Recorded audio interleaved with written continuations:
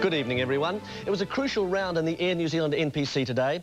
Auckland and North Harbour had a chance to cement their places in the semi-finals, while Otago could strengthen their claim for a berth in that Final Four. But as Paul Patrick reports, the Southerners needed to lay aside their Eden Park jinx. Otago haven't beaten Auckland at Eden Park since 1976, but they began well. Robin Brooke tried to unsettle the Southerners, but the astute boot of Stephen Bashop helped put Otago in front. Right under the goalpost, it could be awkward. Oh, bounced. Here's a chance for Otago. Andy Rich. Auckland struck back with a typical Zinzan Brooke move. So many tries for Auckland like this, and he scored another one. And then opened up a 10-point lead thanks to Vaisaki Satutu. So simple. But a remarkable game of rugby was only warming up. Jeff Wilson putting Otago back in the match. Wilson gets the try.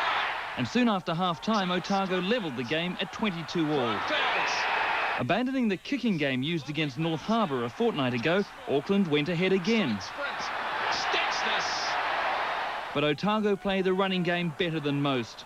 Beautifully worked move. Timu's into the gap. Timu.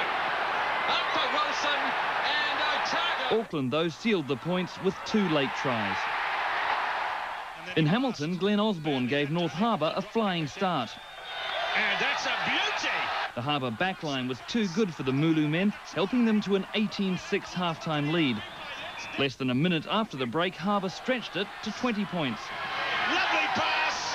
And Richard. A dust-up between Frank Bunce and Richard Jerram reduced both sides to 14 men for 10 minutes, allowing Rhys Ellison to take advantage of holes in the Harbour defence. But North Harbour bounced back to seal the 4 points.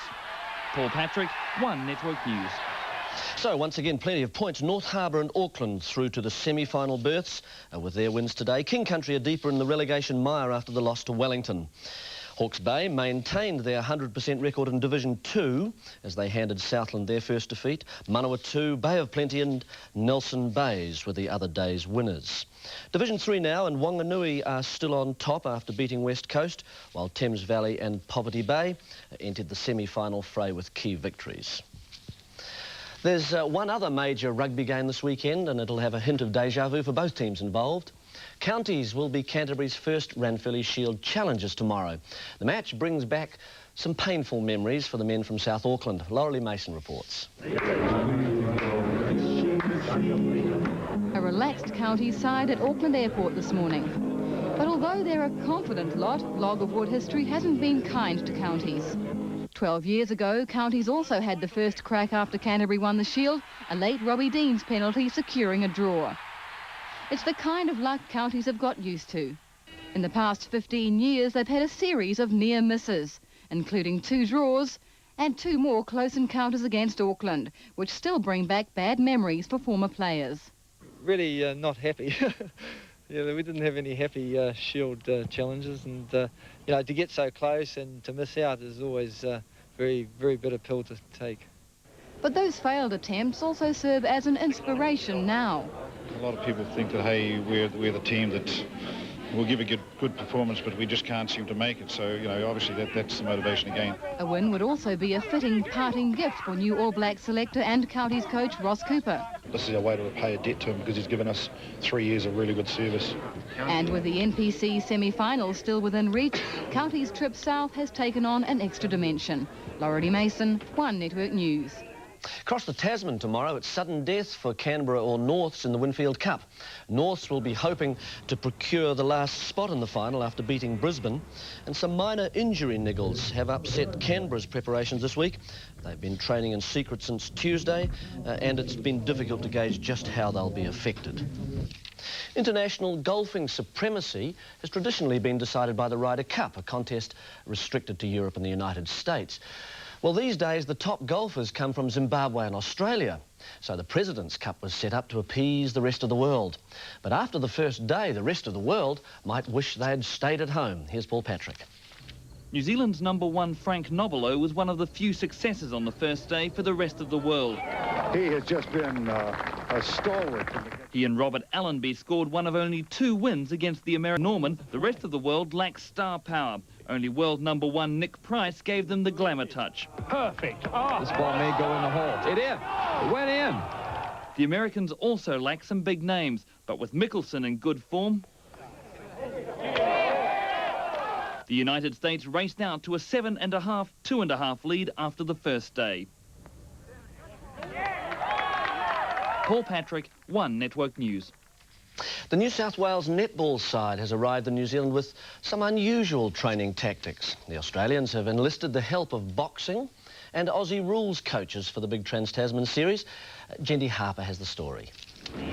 The Trans-Tasman series is crucial to New South Wales, just 2 weeks away from their state championships. And it's also a chance to put into practice the skills they've learnt in the boxing ring and on the football field. We want to try something new to create interest in your training and also to do a few different footwork movement patterns, and it has created an interest. We're all really enjoying it. The New South Wales team includes 6 Australian players, and the Aussies believe the gap between the two countries is narrowing. New Zealand beat us in our last test. I mean, obviously the gap is closing, so, you know, we'll be going out playing for New South Wales, but also playing for Australia. Auckland coach Yvonne Willering was steering her team clear of Trans-Tasman pressure. We're not out there to gauge our strength against the Australians. We're basically going out there to play the best netball we can. The Aucklanders will have to keep an eye on 18-year-old Catherine Cox. The New Zealand-born shooter is already being heralded as a future Aussie rep. But the Auckland side is still unhappy about the timing of the Trans-Tasman series, which suits the Australians perfectly, but is of little help to the home side. Jendi Harper, One Network News. And live coverage of the Auckland-New South Wales match at 7:35 on One. And in the curtain raiser, Victoria leading Wellington 13-5 near the end of the first quarter. Thank you, Jeremy. Well, let's check the weather, and there was definitely a summery feel in the air today, Karen. Yes, although there was some rain and showers about, it was quite mild. The warmest places today were Kawakawa and Napier, both on 20. And in the south, Kaikoura, Culverden and Christchurch came close to matching that with a high of 19. We've got quite a messy satellite picture tonight. There's some high cloud with this system near Tasmania that contains both a warm and cold front. We have several bands over New Zealand, and that's caught up in a large, slow-moving trough. And this flat, low cloud over and to the east of the Chatham Islands is trapped under a large high. Now, that high is blocking the exit of the systems that we have over us at the moment. So what we have now will probably last for the next couple of days. And that consists of a slow-moving trough here. And these fronts would sweep over the country and then slide away to the southeast and fade away. So as the first front crosses the North Island, there'll be some heavy showers and the odd thunderstorm in these northern areas. Some rain and isolated thunderstorms over the East Cape, but any remaining showers further south should clear. The southwesterlies and the showers linger on in the afternoon north of about Hamilton, and there's some cloud about over the East Cape, but most of the rest of the places will be fine with breezy northwesterlies developing. All centres aim for highs between 15 and 18. So for the South Island, as the front approaches out to the west of us here, rain falls in Fiordland and we get the odd fall spreading into Southland and Otago. Some cloud up the west coast here, but in between it's mostly fine. Rain in Fiordland gets heavier in the afternoon and also spreads up the west coast into Westland. It remains wet in the south, but places further north should be fine with just some high cloud about. And the highs in the south range from 13 to 17 for Christchurch. Now, a quick look at the cities. Morning showers ease in Auckland and Hamilton and clear from the rest of the northern centres. Morning rain and showers clear from the Bay cities, New Plymouth and Wellington, and it becomes fine in Wanganui and Palmerston North. Showers also clear from Nelson, but Christchurch and Timaru are fine. Morning rain dampens Dunedin and Invercargill. The weather looks good for the fair in Timaru tomorrow, and hopefully some morning rain won't spoil the fun in Thames and Otaki. Karen, and that's our bulletin for Saturday. We'll be back at 6 tomorrow evening. Do join us. Till then, good night. Good night.